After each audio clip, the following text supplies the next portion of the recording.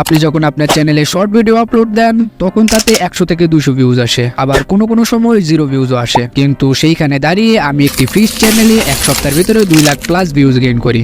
এখন প্রশ্ন হলো কিভাবে এত তাড়াতাড়ি আমি একটা চ্যানেলকে গ্রো করলাম, কি সিক্রেট অ্যাপ্লাই করে এত তাড়াতাড়ি চ্যানেলটাকে গ্রো করলাম, আর আপনারা কি ভুল করছেন যেই কারণে আপনাদের ভিডিওতে ভিউজ আসছে না সেই বিষয়ে আলোচনা করব। সো আজাইরা বকবক বাদ দিয়ে আজকের ভিডিও শুরু করা যাক। আমরা আমাদের শর্ট সিক্রেটকে 5টা পার্টে ডিভাইড করেছি। এর ভেতরে ফার্স্টে হলো ক্যাটাগরি বা নিশ সিলেক্ট করা। এইখানেই আপনারা সবচেয়ে বড় ভুল করে থাকেন। অনেকেই আছে যারা তাদের চ্যানেলে একসাথে বিভিন্ন ক্যাটাগরির ভিডিও ছাড়ে, এই জন্য আস্তে আস্তে তাদের চ্যানেল ডেড হয়ে যায়। কিভাবে ডেড হয় আমি আপনাকে একটা এক্সাম্পল দিয়ে বোঝাচ্ছি। ধরুন আমার একটি চ্যানেল আছে যেখানে আমি কার্টুন রিলেটেড ভিডিও বানাই, মানে বাচ্চাদের জন্য কার্টুন বানাই। তার মানে এই ভিডিওগুলোর টার্গেট অডিয়েন্স হলো বাচ্চারা। এখন আমি ওই চ্যানেলে যদি মুভি রিভিউ নিয়ে ভিডিও দেই তখন কি বাচ্চারা দেখবে? অবশ্যই না, কারণ তারা আপনার চ্যানেলটি সাবস্ক্রাইব করেছে কার্টুন ভিডিও দেখার জন্য। আর আপনি যখন এই চ্যানেলে মুভি রিভিউ নিয়ে ভিডিও দিবেন তখন প্রথম ইউটিউব এই বাচ্চাদেরকে ইমপ্রেশন দেবে, কারণ এই বাচ্চাগুলো আপনার সাবস্ক্রাইবার। আর এই বাচ্চাগুলো যখন এই ভিডিওটা স্কিপ করবে তখন ইউটিউবের মনে হবে এই ভিডিওটা ভালো না, তখন আর ইউটিউব এই ভিডিওটা নতুন দর্শকের সামনে ইমপ্রেশন দেবে না। এভাবে আস্তে আস্তে আপনার ভিডিও রিচ কমতে থাকবে। যখন আপনি এইরকম জগাখিচুড়ি মার্কা কন্টেন্ট আপলোড দিতে থাকবেন ধীরে ধীরে আপনার চ্যানেলও ডেড হতে থাকবে। তার মানে হলো আপনাকে প্রথমে একটি নিশ সিলেক্ট করতে হবে যেখানে আপনি কন্টিনিউয়াস এক ক্যাটাগরির ভিডিও দিতে থাকবেন। ওকে, আমাদের সিক্রেট নাম্বার 2টি হলো নতুন চ্যানেল ভার্সেস পুরনো চ্যানেল।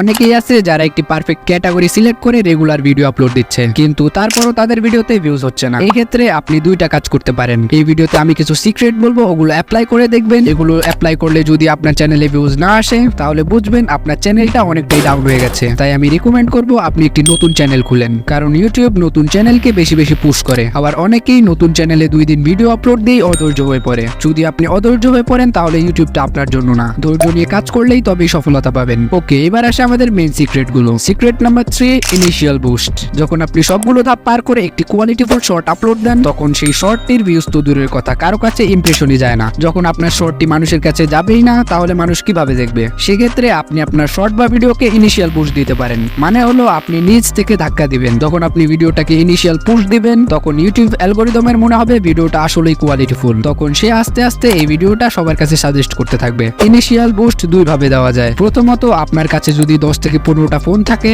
এই সবগুলো ফোনে আপনি আপনার ভিডিওটাকে চালিয়ে দেখতে পারেন। কিন্তু এই ফর্মুলাটি খুবই কঠিন, কারণ সবার বাড়িতে 10 থেকে 15টা ফোন থাকে না। সেক্ষেত্রে আপনি মাইক্রোজবার্স ভিডি এই ওয়েবসাইটটা থেকে হেল্প নিতে পারেন। আর হ্যাঁ, এটা কোনো স্পন্সর ভিডিও না। এখানে আপনি জব পোস্ট করে আপনার ভিডিও বা শর্টকে ইনিশিয়াল বুস্ট দিতে পারেন। এখানে যখন আপনি আপনার ভিডিও দিয়ে একটি জব পোস্ট করবেন তখন পৃথিবীর এক এক জায়গা থেকে আপনার ভিডিওটি দেখা হবে। তার কারণে ইউটিউবের কাছে আরো পজিটিভ রিভিউ যাবে। আপনার যখন চ্যানেল ফ্রিজ হয়ে যায় তখন ইনিশিয়াল বুস্টটা খুবই জরুরি। আর আমি শর্ট চ্যালেঞ্জের সময় এখান থেকে ইনিশিয়াল বুস্ট নিয়েছি, কারণ আমার বাড়িতে 10 থেকে 15টা ফোন নেই। আর হ্যাঁ, এখানে জব পোস্টের জন্য আপনাকে কিছু টাকা খরচ করতে হবে, কারণ দুনিয়াতে কিছু ফ্রিতে পাওয়া যায় না। আপনার ভিডিওটি যারা দেখবে তাদেরকেও তো টাকা দিতে হবে না। এই ওয়েবসাইটটা আপনার হয়ে সেই টাকাগুলো পে করে দেবে। কিভাবে জব পোস্ট করে আপনার ভিডিওকে ইনিশিয়াল বুস্ট দিবেন সেই রিলেটেড আমার চ্যানেলে একটি ভিডিও আছে, যেটা আপনি আই বাটনে ক্লিক করে অথবা ডেসক্রিপশনে থাকা লিংকে ক্লিক করে দেখে আসতে পারেন। ওকে, আমাদের 4 নাম্বার সিক্রেটটি হলো টাইমিং প্লাস কনসিস্টেন্সি।